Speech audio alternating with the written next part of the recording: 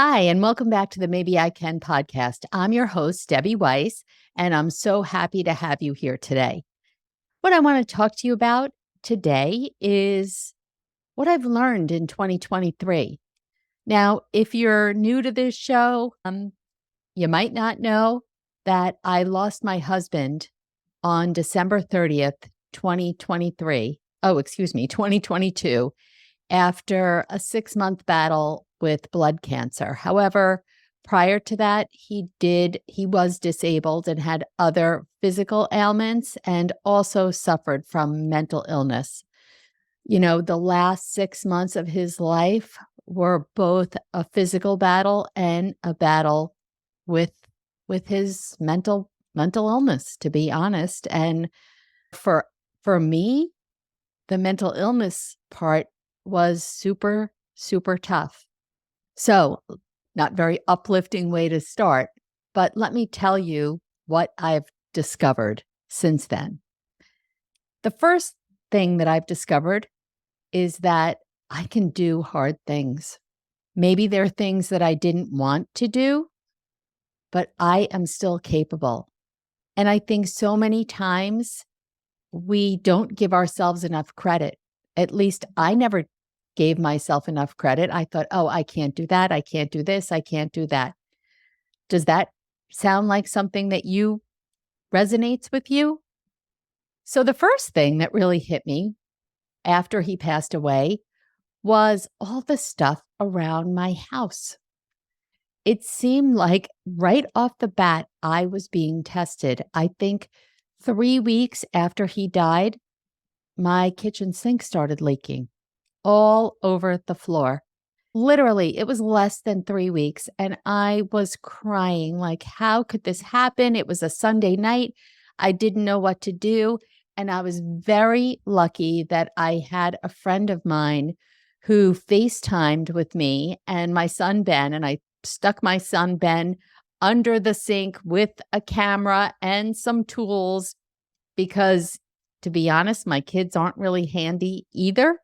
And my friend FaceTimed and told us what to do. And we got the water stopped in time to be able to call a plumber the next day. Then soon after that, it seems like plumbing problems have been an issue for me. I was walking out the front door and water was dripping on my head. And I looked up and it was coming from the ceiling, which was coming from the bathroom upstairs. Found out it had something to do with the toilet. And back to the plumber, figured out how to turn off the valve on the toilet so it wouldn't leak anymore until the plumber got there. And a couple months later, somebody was coming to do some work in my basement. I don't even remember what it was for. And the man came up and he said to me, "Are you aware that your hot water heater's leaking?" I said, "No." He said, "Yeah, there's water all over your basement floor." Oh my gosh. So after he left, now I'm FaceTiming my brother, trying to figure out how to wet vac up the water and turn off. I think the guy helped to disconnect the hot water heater until I could get somebody in the next day. And I should have prefaced this whole thing by saying that in the past, I have never been somebody who was handy and even I am kind of known for not having a lot of common sense. So I FaceTime my brother and I had the wet vac or the dry vac and I had the hose on the wrong way and I was trying to do it and it wouldn't work. It was really a comedy until it wasn't, because after an hour of this, I just started sobbing and thought to myself, I can't even believe this. I mean, it had already been so many things in a short period of time right after he died, things that hadn't ever happened in the past. And I was clearly being tested. But I did it and I dealt with it. The next thing that I learned was more about grief. yes, I've had a lot of grief in my life, as I know that you have as well. It's part of life. But I've never lost a spouse before. And this grief looks very different from the other types of grief that I've experienced before. You know, how to go on without your partner of 30 years. You've been a couple for 30 years. You've identified as a couple for 30 years. And now all of a sudden to realize I'm never going to get to talk to him again. I'm never going to get to see him again. And I have 2 kids, 2 young adults that need me, and I'm going to have to figure out how to move on and get through this.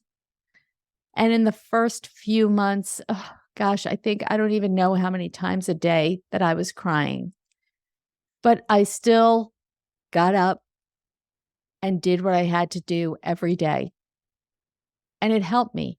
It helped me to take my mind off my grief, although the grief would hit me and honestly still does. I think it was yesterday or the day before that I found myself sitting alone in my house crying on a Friday night over something. I think it was over something either that I saw on TV or something that I had thought about.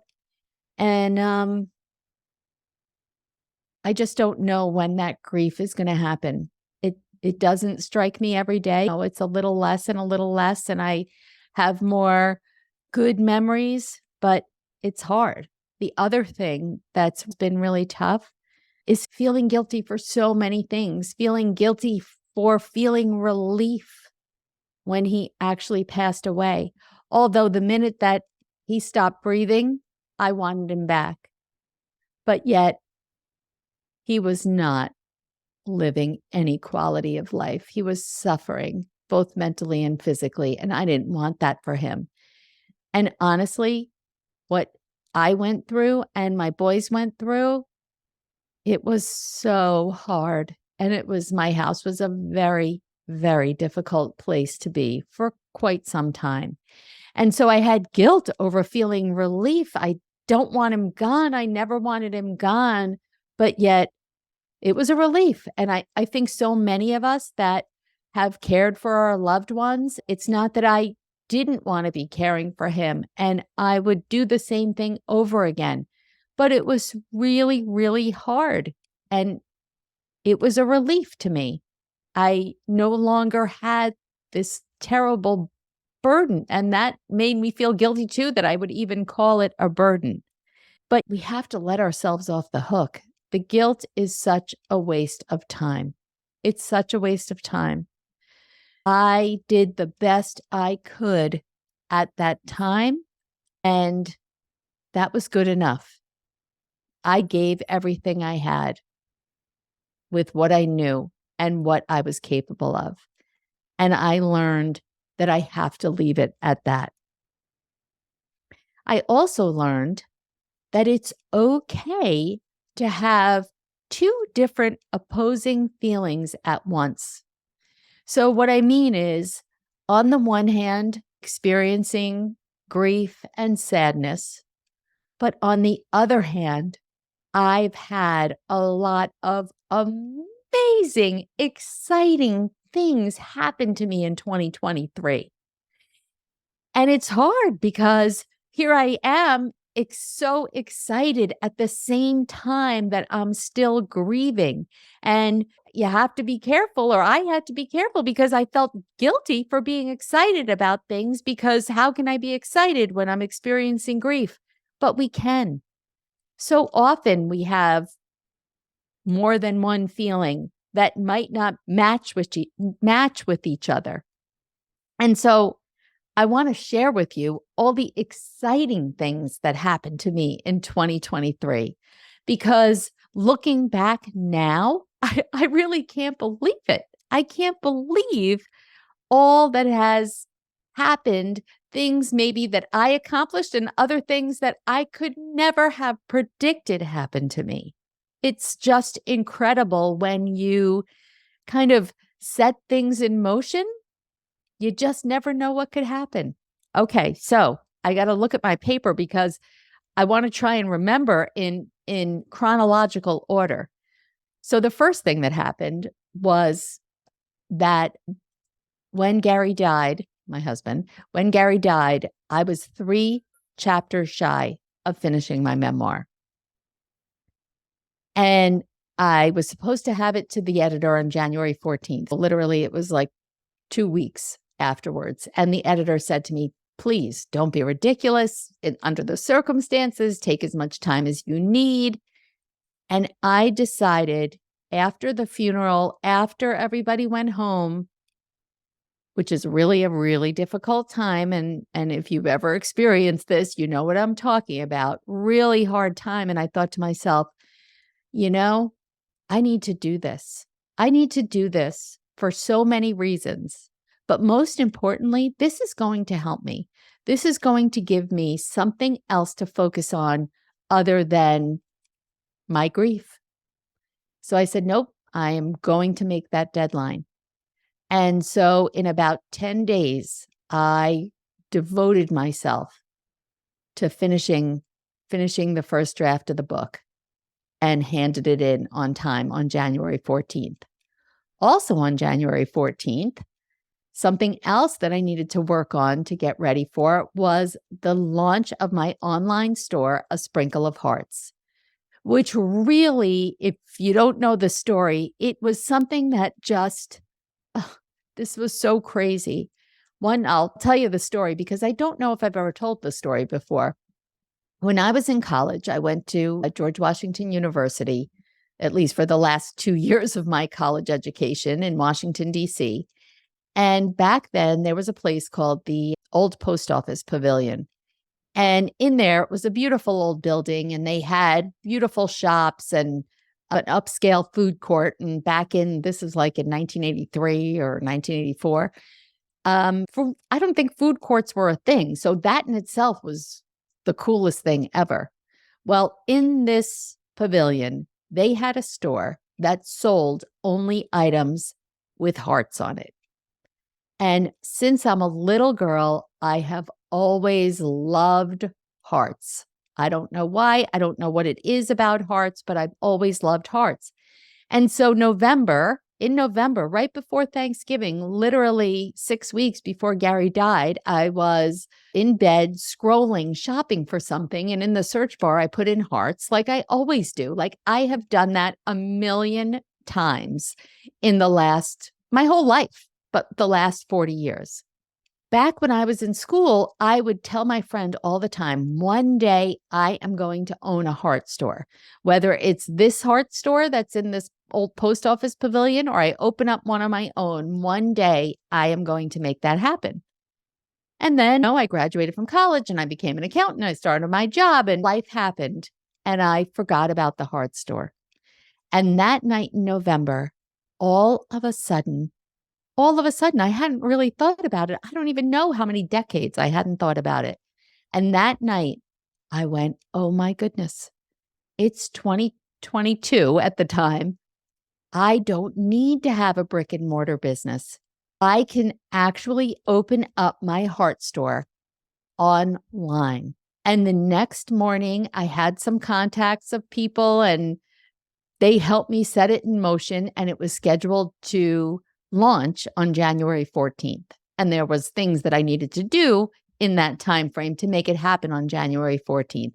And I really wanted it to happen then because I wanted it to be January 14th was 1 month before Valentine's Day. And so that people could buy items for Valentine's Day. I didn't want to wait until Valentine's Day when they couldn't have the thing to give. So that happened. And that was super exciting to see the whole thing come to life. Over 40 years later, and I made my dream a reality, a dream that I had forgotten about. Right around the same time, I had made a video because I make videos almost every day. And back then, I don't think about what I'm going to say.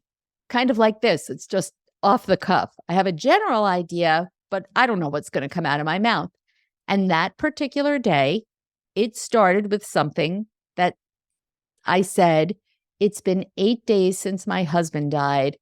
and I feel like my life is out of control. Something like that. It was literally like a minute video, a minute and a half.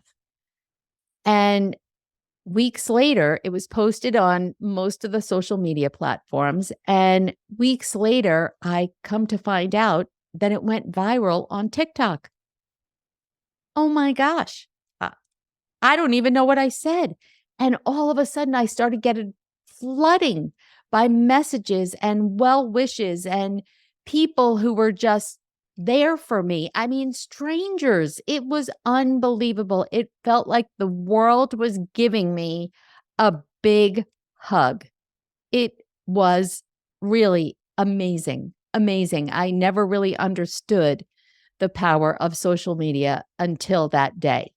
And in the end, that video wound up getting 3.7 million views on TikTok. And then I started getting like emails from people talking about wanting to do things with me because I went viral. It was crazy. It was crazy. So that was super exciting. That was the start of something that I could never have planned.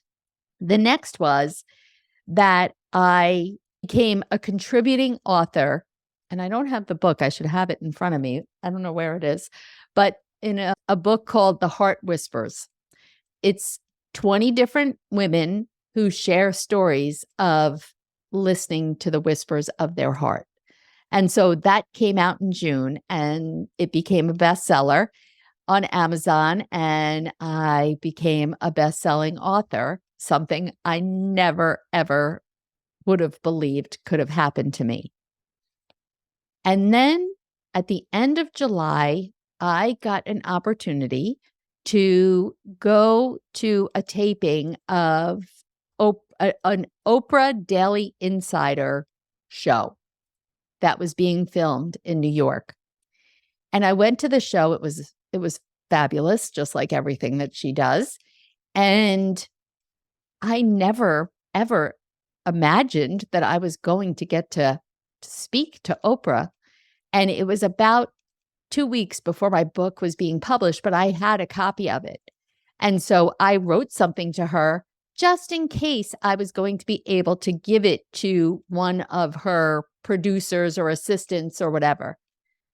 And lo and behold, after the taping, Oprah was just so generous with her time and was taking selfies with people.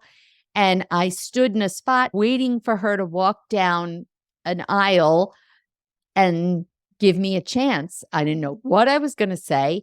And she stopped at me and I was holding my book and I said to her, Oprah, I just want you to know that something that you said to me in February of 2020 has changed my life. And she said to me, well, what did I say? And I told her that what she said was, what is your secret? Everybody has a secret that you are keeping inside and not sharing with people. And you're trying not to deal with it because it's too painful. But I'm telling you that if you don't deal with it, it is eventually going to erupt and you will have no control over what happens. So you are much better off taking control now, owning and embodying that secret and doing something about it. And you're probably going to have to do things you don't want to do. But in the end, you will have control and it will not blow up in your face. And so I shared that with her. And then I told her, and eventually that led to me writing my memoir. And I'm holding it and I hand it to her and she holds it and she looks at it and she reads the title. She says, on second thought, maybe I can. Now, I can't remember if I'm making this part up, but I think she said she liked that. And then she scrolled through it and I told her, and I wrote about that moment in this book. And she said, thank you for sharing with me. Oh my goodness. She was amazing. I can't believe I was even able to speak and be composed, but I was, and it was an unbelievable moment.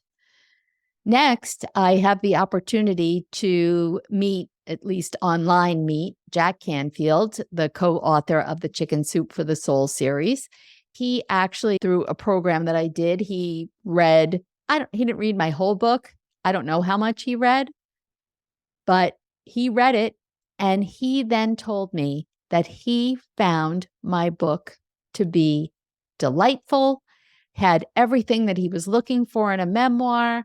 And he and I did like a 2 or 3 minute interview, and he said all these wonderful things about my book. And I was just blown away to have someone like him, who I don't even know what the count is on how many New York Times best-selling books he's had. So in my wildest dreams, none of these things were on my radar.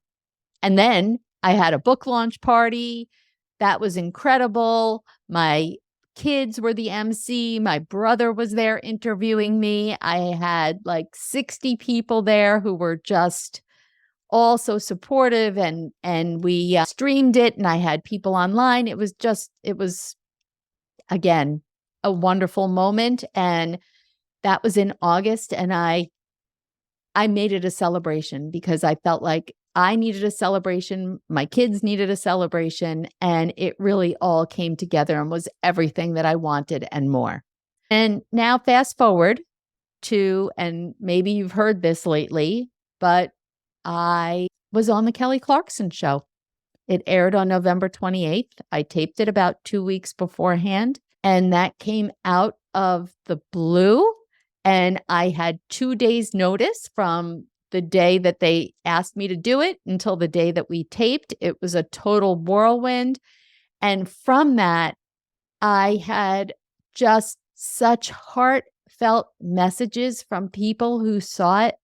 And, it was in honor of National Family Caregiver Month in November, because if you're unfamiliar with me, I've been a family caregiver for over 40 years, first to my father, then to my oldest son, who has autistic spectrum disorder and suffers from other forms of mental illness, and then, of course, my husband. And to have that honor to represent family caregivers was just, again, unreal. And now here I am in December, and I am thrilled. Oh, you know what? You know what I forgot? Oh my gosh. I launched this podcast. I launched this podcast in May. I think it was either May 1st or May 8th, maybe, because May 8th was my anniversary. So that was a difficult time. So whatever, you don't care.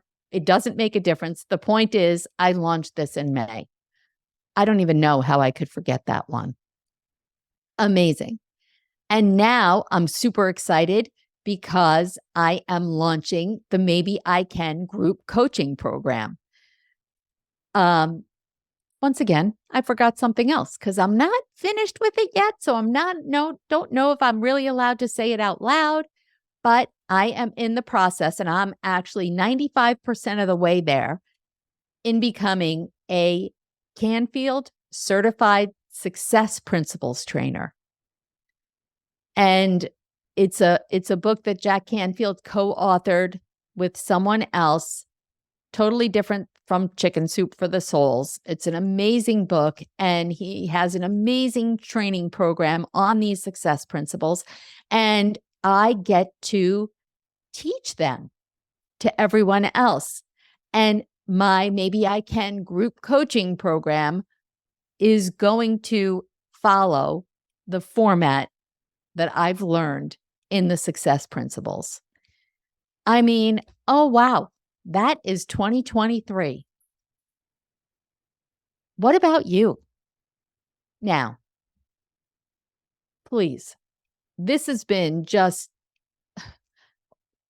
see, now how can I say it's been one of the best years of my life? That's what just stopped me from talking, because it's been one of the best, but one of the worst. So again, it's those opposing feelings. However, it does make me feel very hopeful for 2024. and what's to come. Even though I don't want to move forward, I wish I didn't have to move forward as a widow. I didn't want to ever move forward without being with my husband, but I don't have a choice. And you know what?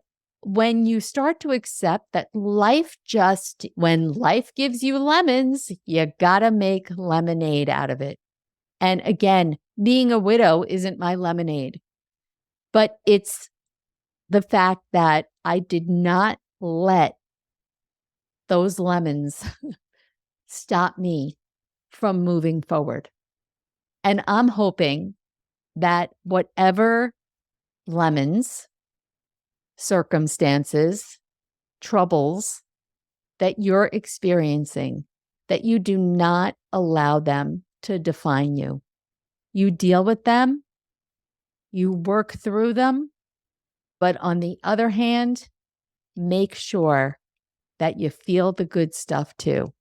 And make sure that you are doing something for yourself, something to be excited about.